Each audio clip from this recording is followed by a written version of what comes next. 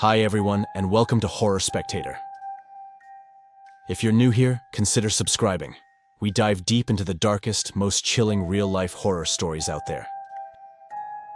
And if you're a returning viewer, I'm so glad to have you back, friend.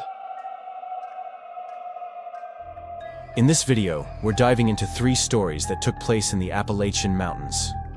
From creeps literally living inside walls, to what might be feral people lurking out there. We've got a little bit of everything. If you make it to the end, I'd really love to hear your thoughts on the last story. I've never been one to fully buy into the whole feral people theory, but man, this one is seriously unsettling. Also, a huge thank you to everyone who's been watching and commenting on the videos. Sorry I haven't been as active in the comments lately. Work's been crazy, and I just haven't had the time. But hopefully, that'll be changing soon. Now, dim the lights, get comfortable, and let's head back into the mountains. And remember, viewer discretion is advised.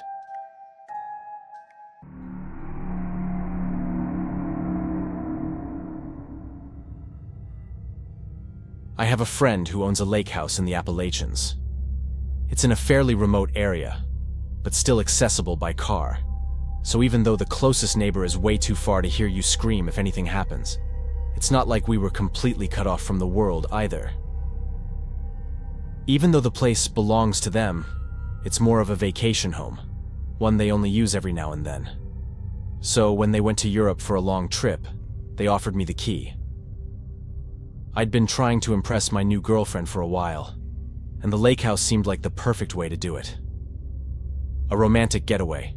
Just the 2 of us, totally alone for a week. I also had a lot of stress piling up in every other part of my life, so that trip felt like the perfect excuse to relax for a bit. The house was absolutely stunning.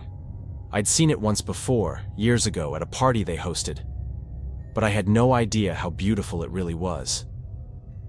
Every little detail felt elegant and carefully designed.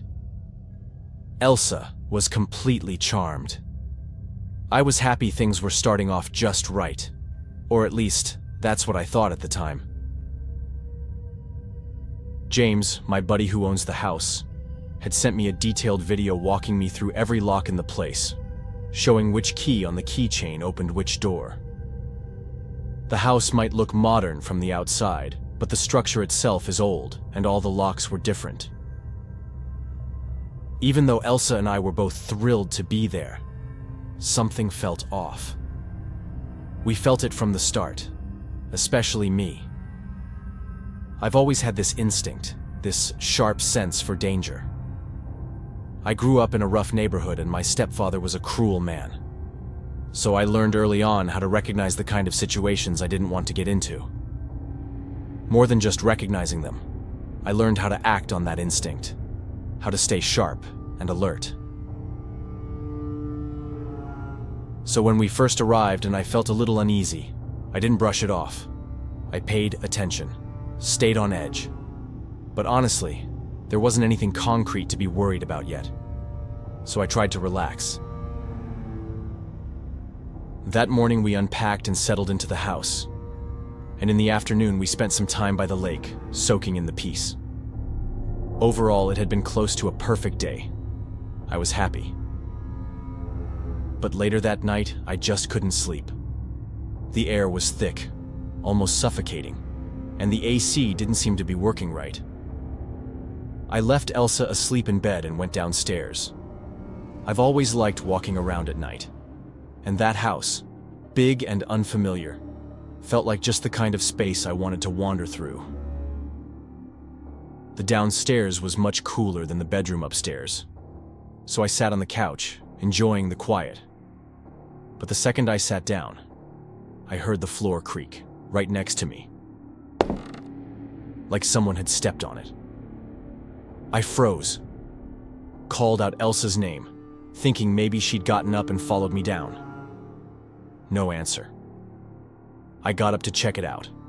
The sound had come from the kitchen, but no one was there, or at least no one I could see. I went straight to check the front door to make sure it was locked. But the second I reached it, I felt ridiculous. That house had a dozen other entry points besides the front.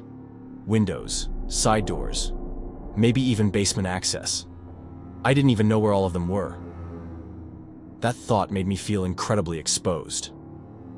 So I started checking room by room. I know it might sound like I was overreacting, but there's a specific kind of moment that's hard to explain, when you just know you're not alone, even if you don't have any real proof.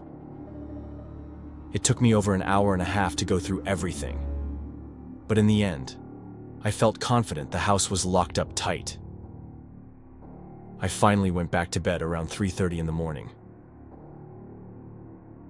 That night, I had the strangest dream. I dreamed someone was inside the house with us, standing in our room, just watching us sleep. I woke up with Elsa shaking me, asking if I was okay. It was still dark outside, so I just told her I'd had a bad dream. The next morning, we got up around 9:30, and I couldn't help but bring it up. I told her how real it had felt. Too real. She got goosebumps and said she'd felt something strange too, like we were being watched from the moment we got there. I didn't tell her what I'd felt. Didn't want to make it worse. I figured if I said it out loud, it would make everything real, and I didn't want to ruin our vacation. But I made a mental note to double-check everything again before bed that night. By mid-afternoon, I was way more relaxed. The tension had started to fade. I was still in my wet swim trunks and sitting in the shade, so I decided to head back to the house to grab a dry pair. That's when, for just a second, I thought I saw someone watching us from one of the upstairs windows. I took off running toward the house, straight to the room with that window. But when I got there, it was completely empty. That's when I did something I hadn't done in a long time. I doubted myself. I started wondering if the isolation and being alone with Elsa in the woods were messing with my head. Maybe the stress of wanting everything to be perfect, mixed with how remote the place was making me see and feel things that weren't really there. Still, I checked the hole upstairs, just to be sure. That night, after dinner, we were sitting in the front yard looking out over the lake, when I saw a faint light flicker from deep inside the woods. That was it. Too many coincidences. I knew someone was out there watching us. The second I stood up, a man rose from the trees and bolted into the forest. I chased him for a bit, but he was way faster and clearly knew the area better. Off in the distance, I could hear Elsa panicking and calling my name, so I gave up and ran back. We locked ourselves inside the house and called the cops, told them someone had been watching us and that I had a strong feeling he'd been inside the house too. They came out, but didn't seem overly concerned. Took a quick look around, said they'd leave a patrol car outside overnight just in case, but that's all they could really do. I called James to let him know what had happened, and that's when he told me something that chilled me. Last time he and his wife stayed there, about 4 months back, he'd had the same feeling, like they were being watched. Said he kept waking up in the middle of the night with this heavy, unshakable sense that someone else was in the room with them. That made me think of my dream, and I knew that man had already been inside the house. He'd been in our room, watching us while we slept.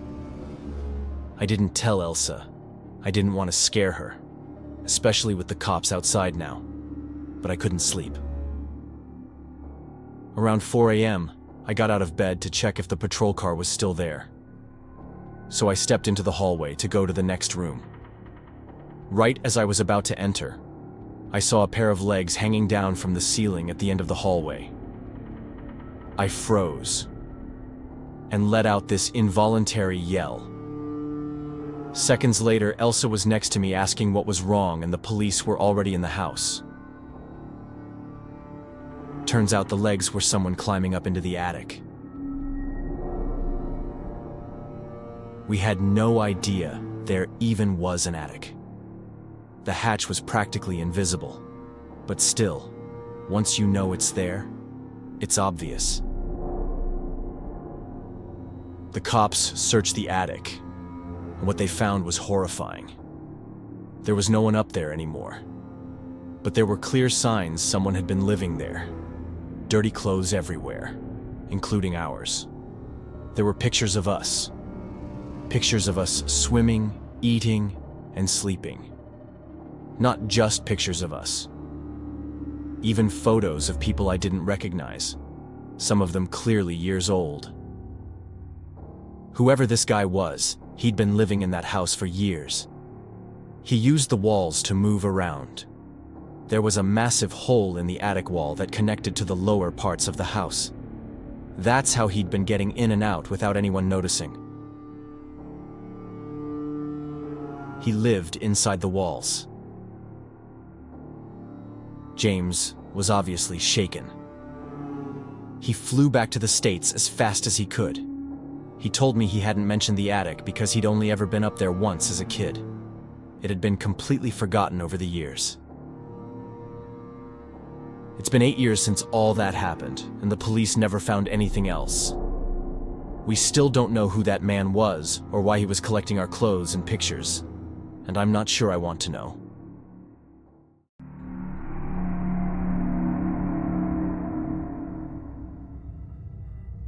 What I'm about to share with you is something that's been happening ever since I was a kid. Every time I visited my grandparents out in West Virginia. But I've only decided to talk about it now because something happened about a month ago that genuinely shook me to the core. This time it didn't feel strange or weird anymore. It felt wrong, dangerous, and very real.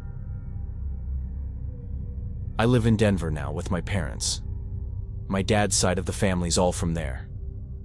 But my mom grew up in West Virginia, spent most of her life there, and her parents, my grandparents, still live in the same damn house deep in the woods. When I was a kid, I loved visiting them, even though my mom never liked the idea. She always said they were way too relaxed about the woods and just let me run around unsupervised, like they didn't realize how risky that could be out there.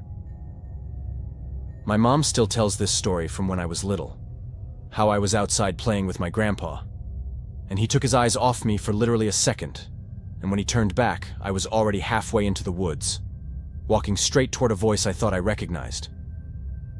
I don't remember it clearly, just flashes. They totally freaked out, and ever since, they've been way more cautious whenever I visit. And honestly, weird things have always happened out there, but nothing like this year. Let me give you some context on why I even went down there this summer. My grandfather fell down the stairs and broke his hip and leg. And even though my grandma is still mentally sharp, she's not strong like she used to be. She gets tired fast, and you can tell she's struggling to take care of both of them. I just finished college, and I'm on a gap year, picking up random jobs here and there. Nothing serious. So I had time, and it felt right to go help. I brought my dog Timothy with me, which, yeah, I know, weird-ass name for a dog. But trust me, if you saw his face, you'd get it. The name just fits.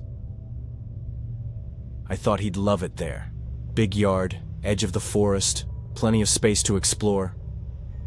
But he was off from the minute we got there. Head down, tail tucked, like he was trying to make himself invisible. I figured maybe it was just the new environment. I told him we'd go for a long walk once I settled in, try to shake that weird energy off him. My grandparents' place is this massive old house literally in the middle of nowhere.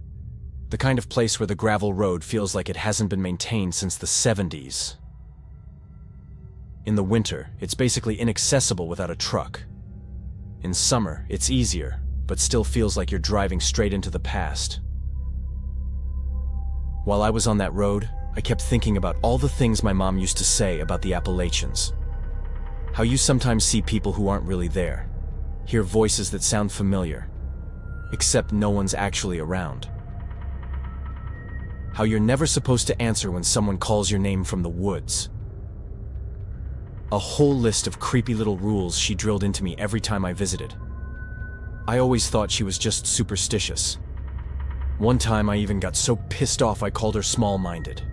I was young and cocky, and like most kids, I thought I knew everything.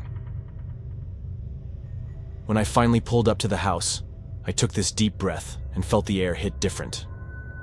It's eerie out there, sure. The forest always had this heavy silence, and the isolation is no joke. But it's also beautiful in this raw, untouched kind of way. Clean air, no traffic sounds, no lights, just stillness. My grandma looked way more frail than I remembered. And my grandpa, man, he was in rough shape, could barely move, stuck in bed with a busted hip and leg. I started getting everything ready to help out. Groceries, meds, meals, the usual. And that's when I noticed Timothy. He wouldn't move much, barely touched his food, just followed me around slowly, looking over his shoulder like something might be behind him. He wasn't that cheerful, goofy dog I was used to. He felt more like a ghost of who he used to be. That evening, I told myself we'd go for that walk like I promised. But as I was grabbing the leash, my grandma gave me this look. Deep eye contact, full of something between fear and guilt. She told me to be careful, said it wasn't a good time to be out walking, that she knew those woods better than anyone and still didn't trust them. I promised I'd stay close. Then I stepped outside. It was still warm, humid even, but the second the sun started going down, the whole place changed. The air felt heavier, like it was sinking into my skin. Fog rolled in from the trees so fast it felt unnatural. And I know it probably sounds like a bunch of cliches, but I swear on everything. This is as real as it gets, and anyone who's from around here knows exactly what I'm talking about. Out here, day and night might as well be two different worlds. Timothy stayed next to me but moved so slow, like each step took convincing. I talked to him, tried to keep it casual, but he was still stiff as a board, tail down, ears flat. Then he stopped, just froze. His head turned slowly toward the tree line where the fog was thickest. I looked too, and there it was, the silhouette of a person, just standing there, like they'd been watching us the whole time. It looked like a woman, but I couldn't be sure. Everything about it made my body lock up. I glanced down at Timothy. He was tense. Every muscle tight. The hair along his spine standing up straight like nails. I looked back, and she was gone. Just like that. I blinked, and the spot was empty again. I had no idea if it was even real or not. It happened so fast, like in the blink of an eye. But I sure as hell wasn't going to stick around to find out. So I turned around and told Timothy we were getting the hell out of there.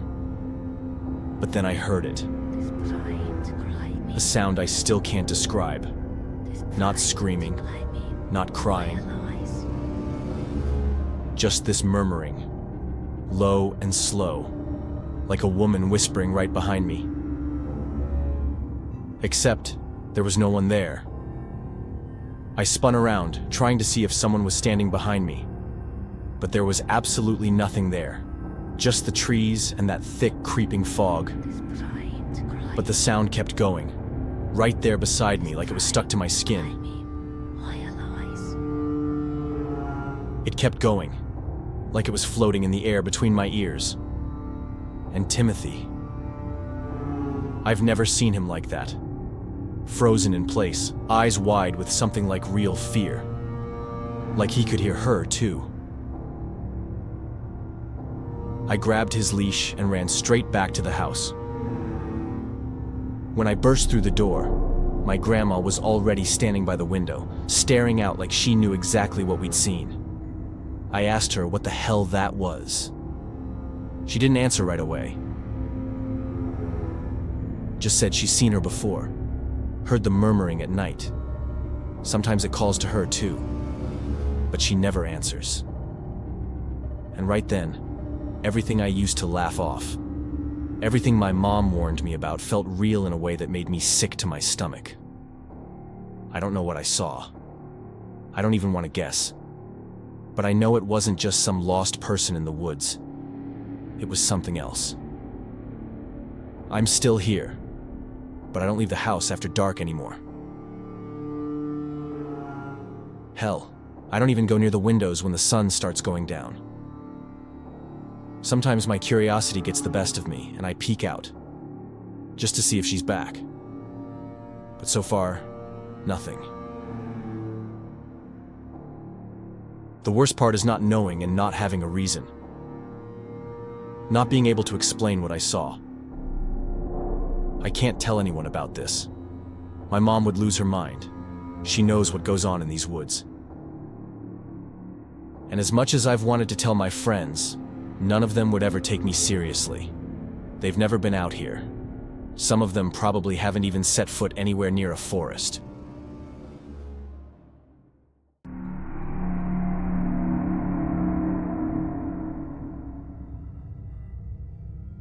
What happened in those woods still feels like a fracture in my memory.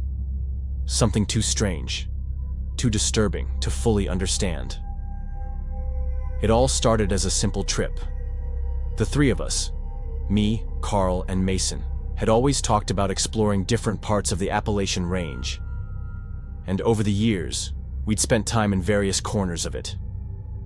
We'd hiked parts of the Smokies before, camped along remote trails in North Carolina, even stayed overnight near Clingman's Dome once.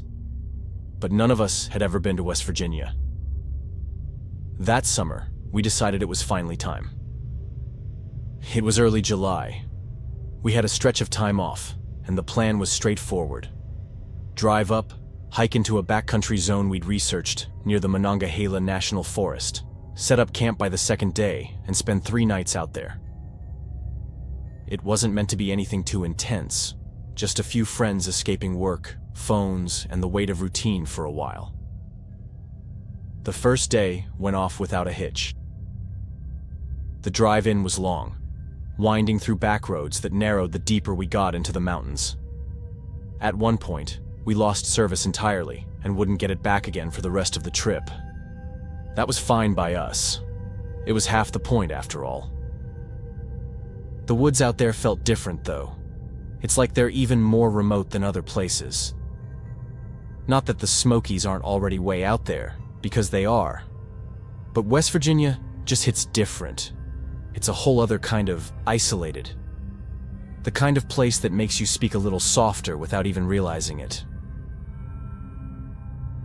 By late afternoon, we had made it several miles into the forest and found a solid spot, a flat clearing between 2 ridges, just far enough from any trail or marked path to be quiet and private, but not so far that we couldn't make it back if we needed to.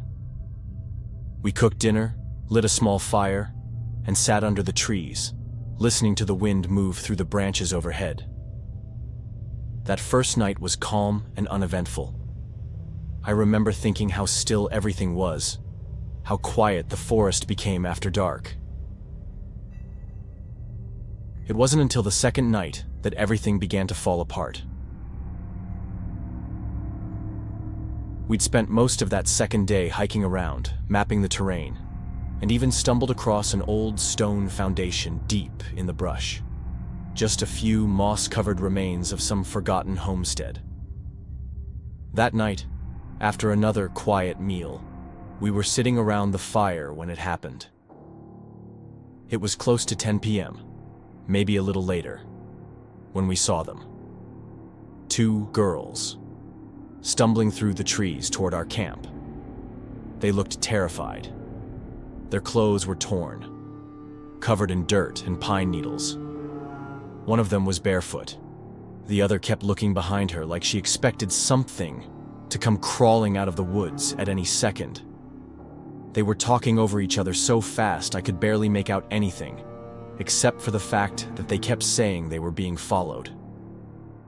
Their panic was too raw to fake.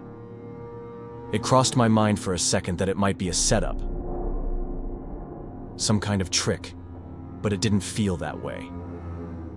Their eyes were wide, unfocused, like they hadn't slept in days. One of them was shaking so badly she could barely stand still.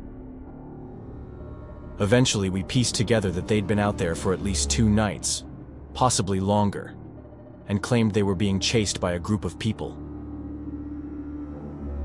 They didn't know who they were or why they were after them. They hadn't seen them up close, just heard them moving through the trees, always behind, always out of sight, never letting up. None of it made sense, but the fear in their voices, what little they managed to say, was enough to make us hesitate before questioning anything too hard. We looked at each other and all 3 of us understood without saying a single word. We didn't know if we actually believed their story about being followed. Chances were they were probably on something. But whatever the case, they clearly believed it, and they definitely needed help. We had 2 tents, and without much discussion, we gave them one for the night.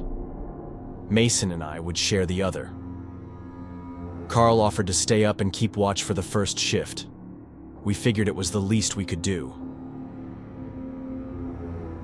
The girls needed rest, and we had to make sure that if any of what they said was actually real, whatever it was didn't end up following them into our camp. Around 4 a.m., it was my turn to keep watch. Carl woke me up quietly, said nothing had happened but that he was getting a weird feeling. I nodded, got out of the tent, and sat by the fire, still glowing faintly. The forest was darker than it had been the night before, like the clouds had thickened above us. I've never really believed in omens or anything like that, but if I did, that would have been a damn clear one. Then I heard it. 2 sharp cracks, not far off. Branches snapping under weight. I stood up immediately. At first, I couldn't see anything. But then, in the direction of the sound, just beyond the clearing, I spotted movement, shapes, and shadows. 3 figures, maybe more, standing just beyond the edge of our campsite, barely lit by the low flicker of the fire. I didn't hesitate. I called for Carl and Mason, loudly but not yelling. They were up within seconds, stepping out of the tent groggy but alert. The 2 girls emerged too. They hadn't slept either, still locked in that same wide-eyed fear. One of them was clutching her knees, almost rocking. Carl grabbed his bag and pulled out his sidearm. He always brought one on these trips. He shouted he'd use it if he had to. But still, the figures didn't move. They just stood there, half shrouded in the trees, watching us. Then we heard something else. A second noise. This time from the opposite direction. I turned and saw at least one more person approaching. Crouched low, moving between trees like they knew the forest better than we did. And just like that, it clicked. We were surrounded. Carl snapped and fired a warning shot into the air. The blast echoed through the trees, but the men didn't flinch. They didn't run. They didn't move at all. They just kept standing there.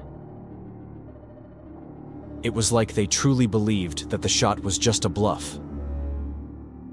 And then it hit me. Maybe this had happened with other people before. And that thought froze me to my core. I turned to the girl closest to me and asked her what the hell they wanted. She just shook her head and said she didn't know. But she kept repeating that they were strange, dirty, silent, and unnatural. She said they didn't talk, that they didn't act like normal people, that they moved like they'd never lived outside these woods. I had heard the rumors before. Everyone who's spent time in the Appalachians has. Stories about people gone feral, living off the land, cut off from society for generations. You grow up thinking it's just folklore, something the locals say to scare kids or keep tourists from wandering too far off the trail. But in that moment, standing there surrounded by people who didn't seem quite right, who didn't respond to threats or reason or even gunfire, I started to believe it. We stayed huddled by the fire until dawn. No one slept. We just waited, listening for every sound in the darkness, watching the tree line for any sign of movement. Eventually, when the sun started to rise, we packed everything as fast as we could and left. We didn't even eat, just gathered our gear and got the hell out of there. I tried to figure out if they were still out there. I thought they were, but I couldn't be sure. Honestly, I didn't even know if I wanted to know. I just wanted to get the hell out of there. The girls came with us, and we hiked together for hours until we reached the forest road. We flagged down a ranger who drove by around midday, and after we explained what happened, he offered to radio someone to pick us up. We never filed a report. None of us wanted to deal with the questions. The girls didn't even give their real names. I know it was pretty stupid on our part. We should have done it. But in the moment, we just didn't.